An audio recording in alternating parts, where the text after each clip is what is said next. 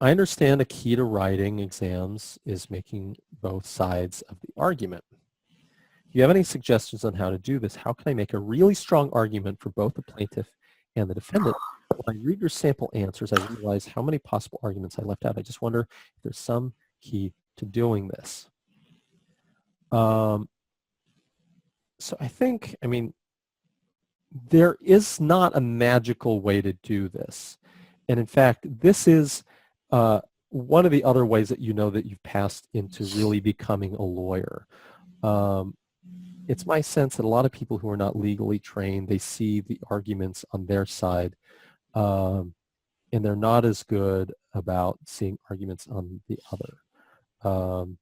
I think it's one of the best things about a legally trained mind is that you anticipate other people's arguments. You will suck as a counselor to clients if you're not able to effectively come up with the arguments that your likely opponent is going to come up with. There's something that's written in the Brethren about Justice Douglas, who served on the court for like 40 years, was appointed by FDR and didn't leave until like the 70s.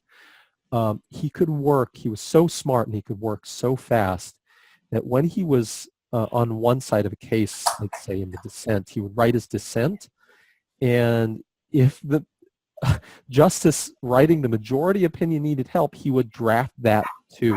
I mean, that is the kind of mind that you want to have. Now, you still need to be able to resolve these things and have a sense of which side is more likely to prevail under the black letter law. And that is a probabilistic thing. And this is why one of the key phrases I ask you to use and is the better view is ... unless it's like strikingly clear. But this is just something that'll come with practice. Now, I think something that helps with this is kind of taking it easy and maybe going past the suggested time limits in some of my practice hypos or maybe on the exams. And it's really an exercise in sitting and empathizing completely. I think very often you'll find that with a lot of the issues that you're analyzing, it'll be easier to adopt or to see one side's views. So do that. I mean, that part of it's natural to you, and there's no one who's better at arguing something than someone who's sympathetic with that point of view. But then still take the time to be schizophrenic and then force yourself to sit in complete empathy with the side that